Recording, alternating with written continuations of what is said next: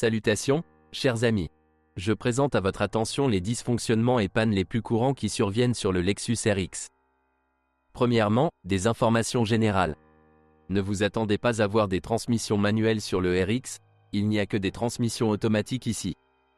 Les voitures à traction avant existent, mais elles sont très peu nombreuses. La transmission intégrale sur le RX s'effectue avec un différentiel central traditionnel, et sur les voitures restylées même avec un visco-embrayage qui le bloque. En principe, le RX de première génération avait le même design, mais lorsque la génération a changé, le circuit de commande a été légèrement simplifié.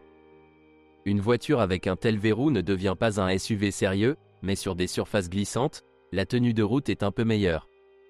De plus, sans blocage, casser la boîte de transfert s'est avéré aussi simple que d'éplucher des poires, il suffit de déraper quelques minutes avec l'essieu arrière complètement à l'arrêt. Par exemple, sur des tambours en marche lors du passage d'un contrôle technique. La partie mécanique de la transmission est manifestement fiable. Il suffit de garder un œil sur les soufflets du joint homocinétique, et après 100 000 km et demi, d'écouter les vibrations au départ. Si tel est le cas, vous devrez vérifier l'arbre de transmission, ou plus précisément son support intermédiaire, afin d'éviter des réparations coûteuses sur le tuyau lui-même. Et n'oubliez pas que l'huile de la boîte de transfert et de la boîte de vitesse arrière doit être changée tous les 40 000 à 50 000 km. Bien entendu, il n'est pas là pour toujours. Il est également recommandé de changer le reniflard de la boîte de transfert, qui est réalisé en pièces séparées. Le remplacer est plus facile que le laver. Passons maintenant aux boîtes de vitesse. Les transmissions automatiques sur toutes les versions non hybrides sont une variété de l'unité Aisin 95 à 51 LS, selon la classification Toyota U151FE. En général, c'est un classique, 5 étages, une commande électronique et un design plutôt conservateur. Sur la plupart des voitures avant restylage, la transmission automatique dispose d'une jauge, et dans la plupart des voitures américaines avec possibilité de tractage d'une remorque, la boîte est équipée en usine d'un radiateur externe renforcé, et pas seulement d'un échangeur de chaleur dans le radiateur moteur. Il existe plusieurs options pour l'unité de commande de transmission automatique. Pour les voitures européennes, même Tiptronic, était proposée une option avec changement de vitesse manuelle, mais en substance, toutes les boîtes sont exactement les mêmes en termes de durée de vie et de capacité. Les boîtes de vitesse 151e à traction unique sont moins chères, et exactement les mêmes ont été installées sur la Camry, le RAV4 et un tas d'autres modèles, donc si nécessaire, vous pouvez trouver une boîte automatique entièrement en direct à partir d'une voiture plus légère avec un moteur faible. Sur un crossover lourd, même une boîte de vitesse à une seule roue est très chargée. Les transmissions automatiques à traction intégrale 151F sont plus d'une fois et demie plus chères et ont probablement une durée de vie résiduelle plus courte. Cependant, une transmission automatique sérieuse se transforme parfaitement en F, il suffit de changer la cloche, la paire principale, et parfois d'installer un disque de référence et des capteurs. Cela réduira considérablement les coûts en cas de panne de transmission automatique. En effet, la réparation de cette boîte de vitesse à 5 vitesses coûte généralement plus de 60 000, et le prix sera très probablement 2 fois plus élevé. Un jeu de pièces de rechange standard, avec une révision complète coûte généralement 30 à 50 000, souvent les engrenages planétaires également lus, et ils sont remplacés par « utilisés ou remis à neuf ». Et une bonne unité sous contrat peut parfois être achetée pour moins de 50 000 $, car ce modèle à transmission automatique est très courant. Les conducteurs Toyota expérimentés savent qu'il s'agit de boîtes de vitesse très fiables qui, avec des vidanges d'huile en temps opportun, peuvent parcourir 300 à 400 000 km sans aucun problème. Alors pourquoi une telle attention aux réparations? Sur le Lexus RX, la boîte de vitesse est fortement surchargée, surtout lorsqu'elle est associée à un moteur de 3,5 litres. Avec des kilométrages inférieurs à 200 000, il existe régulièrement des voitures dont les transmissions peuvent à la fois être heurtées et heurtées. Et un échec complet, malheureusement, n'est pas si rare. De plus, le logiciel des voitures américaines s'est avéré adapté à un style de mouvement très tranquille. Les voitures plus anciennes, avec la moindre contamination du capteur de débit massique d'air et du papillon et de petites fluctuations des paramètres des sondes lambda, dans lesquelles le moteur se sent toujours bien, commencent à donner un coup de pied, uniquement en raison de défaillance du système de contrôle. Les problèmes assez courants sont les coups de pied lors des rétrogradations, en particulier lors d'une accélération brusque après un mouvement régulier. Lors d'une accélération normale à partir d'un arrêt, le problème est moins prononcé et est principalement associé à des dommages à la transmission automatique elle-même. Ils ont essayé de résoudre le problème avec un nouveau logiciel de la boîte, et cela aide en partie. Si le matériel de la transmission automatique est en ordre et que le corps de soupape n'est pas sale, la situation s'améliore généralement. Mais généralement, une intervention sur le moteur est également nécessaire: nettoyage du MAF, vérification de l'état du papillon et de son nettoyage, contrôle et adaptation du TPS. Le remplacement des bougies d'allumage est souvent utile, en particulier sur les moteurs MZ. Traditionnellement pour Aisin, le corps de soupape est très sensible à la contamination par l'huile et déteste extrêmement les conducteurs agressifs qui usent les garnitures de blocage du moteur à turbine à gaz lors d'accélérations intenses. Mais il adore le filtre externe et un bon radiateur externe avec thermostat. Mécaniquement, la transmission automatique est assez fiable. Tout d'abord, l'étrier du couvercle arrière de la transmission automatique et ses bacs d'étanchéité sont sujets à l'usure. Si la pression fuit dans cette zone, le package overdrive en souffre, et parfois direct aussi. Souvent, la cause première est une panne du roulement à aiguille du couvercle. Il convient de vérifier immédiatement s'il y a des chocs lors de l'engagement de la deuxième et de la troisième vitesse. Pour vérifier, il n'est même pas nécessaire de retirer le boîtier. Il suffit d'abaisser un peu le groupe motopropulseur sur le faux châssis. Malheureusement, avec des moteurs puissants, il existe un risque d'endommagement du train planétaire avant, arrière. Il se développe du jeu dans les axes des satellites et, dans les cas avancés, leurs dents sont endommagées, endommageant gravement la boîte de vitesse dans son ensemble. Il est conseillé de vérifier et de remplacer périodiquement les solénoïdes les plus chargés pour éviter des problèmes mécaniques. Principalement solénoïdes de pression de ligne et solénoïdes SL1, et parfois SL2, SL3. Les machines des premières années de production peuvent ne pas avoir la modification la plus réussie du plateau hydraulique, et pour améliorer la qualité du travail, il est préférable de le remplacer en assemblage par une version ultérieure, année modèle 2005 à 2009. Le Synergy Drive utilise un entraînement différentiel avec couplage électrique dans la branche à faible couple. Pas clair?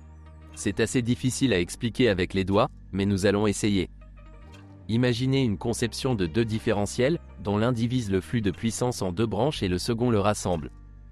Si vous placez une boîte de vitesse sur l'une des branches et rendez les différentiels asymétriques, de sorte que seule une petite partie de la puissance soit transférée à la boîte de vitesse, vous obtiendrez quelque chose de similaire à la transmission Synergy. Seulement au lieu d'une boîte de vitesse, il existe une transmission électrique et deux différentiels sont réalisés sous la forme d'une transmission multimode planétaire complexe.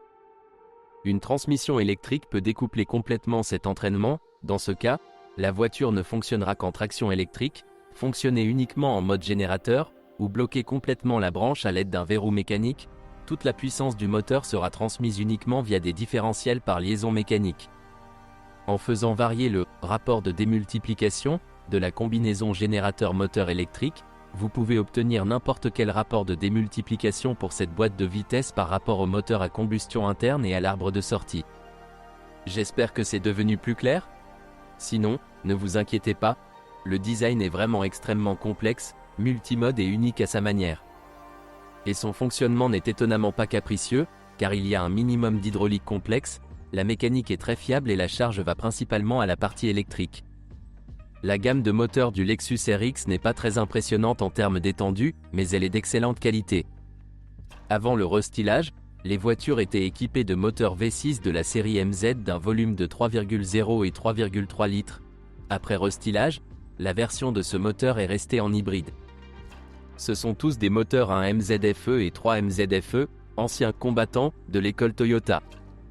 Après le restylage, la base de la gamme de moteurs était constituée des moteurs de la nouvelle série 2 GRFE d'un volume de 3,5 litres. En général, ils ont la plus grande fiabilité, mais ils présentent encore quelques points faibles.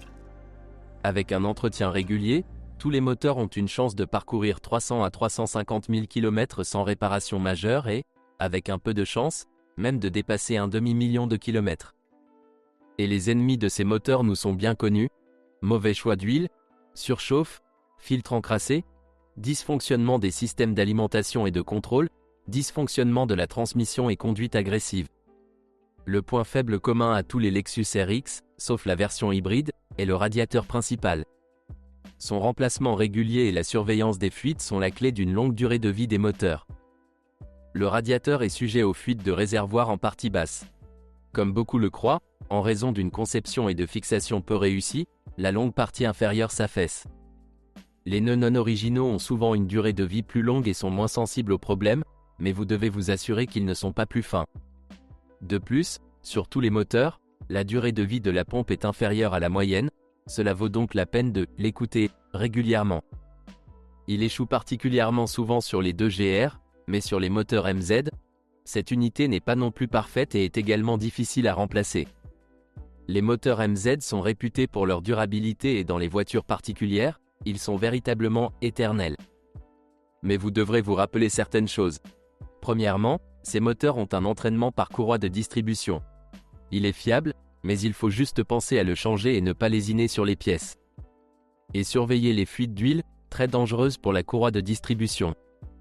Malheureusement, des fuites se produisent sur les moteurs plus anciens. Les bouchons et les joints fuient souvent, ce pourquoi il vaut la peine de dire « merci » au simple système de ventilation du carter. Une autre caractéristique désagréable est la tendance à la détonation. Installer les mauvaises bougies d'allumage, fonctionner avec de l'essence à indice d'octane de 92, contaminer les radiateurs, tout cela réduit considérablement non seulement la puissance, mais également la durée de vie. Et vous devez surveiller très attentivement l'état des capteurs de cliquetis, que les fans de la marque recommandent de remplacer par des neufs après 10 ans de fonctionnement. La conception du système de refroidissement peut également provoquer de nombreux moments désagréables. Dans l'effondrement du bloc se trouve un tuyau de dérivation pour le petit cercle du système, qui chauffe et est sujet aux fuites. Il est difficile d'y accéder, vous devez supprimer toute la prise. Il n'est pas non plus facile d'accéder au thermostat qui, bien que fiable, n'est pas éternel. Il faudra soit retirer l'admission, soit démonter sérieusement les fixations du bout du moteur. Bien plus souvent, vous devrez changer le joint du thermostat, qui est également sujet aux fuites. La contamination du système de ventilation du papillon et du carter, la propagation progressive de ces tubes est une maladie de presque tous les moteurs anciens. Mais pour une raison quelconque, le câblage de l'injecteur qui se décolle progressivement se retrouve principalement dans le RX. Il se situe également dans l'effondrement du bloc, et toute réparation se transforme en une épreuve sérieuse. Les vannes de déphasage doivent être remplacées régulièrement pour éviter toute contrainte inutile sur la courroie de distribution. L'accélérateur ici est très délicat, avec des mini-manettes qui limitent la puissance d'un moteur froid et une forme complexe. De ce fait, il se salit plus facilement qu'on ne le souhaiterait et il est difficile de le laver. Le vaporiser avec du nettoyant pour carburateur ne fonctionnera plus. Vous devrez le retirer et le laver, et plus le moteur est vieux, plus souvent. Sinon, les moteurs sont assez puissants et extrêmement bon marché, tant en réparation qu'en remplacement. Après le restylage, 2 moteurs ont été remplacés par un seul, mais d'un volume de 3,5 litres et d'une puissance d'environ 270 chevaux, ce qui a considérablement amélioré les paramètres dynamiques de la voiture. Le système de distribution de ce moteur contient une chaîne et son système de commande est nettement plus moderne que celui de ses prédécesseurs. Mais ces moteurs présentent plus de difficultés, malgré leur année de fabrication la plus récente, et ils sont eux-mêmes plus chers. Le problème générique le plus dangereux est la conduite d'huile sur les voitures produites en 2006 à 2008. Avec des courses de plus de 50 000 km, le tuyau en caoutchouc du système de contrôle de distribution a fui et la consommation d'huile de ce système était telle qu'en 5 minutes environ, le moteur l'a complètement perdu. Les conséquences sont les plus graves. Au cours de la campagne de rappel, les concessionnaires ont changé le tuyau et, sur les voitures ultérieures, au lieu de 2 tubes et d'un tuyau, un seul tube a été utilisé. Lors du choix d'une machine, vous devez faire attention à cette nuance et, s'il y a un tuyau, remplacez-le immédiatement par la pièce 15 772 31 030. Le problème du 5e cylindre, sur ce moteur a même reçu son propre nom, PPC. En fait, sur le 2GRFE, le problème concerne davantage le premier cylindre, et le 5e cylindre meurt sur les moteurs 2GRFSE de la prochaine génération du modèle. Lors de l'utilisation sur des routes poussiéreuses, en raison de la conception de l'admission, la poussière pénétrante commence à tuer les premiers et 5e cylindres. Les soupapes d'admission meurent, des éraflures apparaissent et l'anneau de compression peut s'effondrer. Tout est compliqué par une mauvaise circulation du liquide de refroidissement dans cette zone. Le même problème se produit lorsque le catalyseur meurt, alors surveillez son état.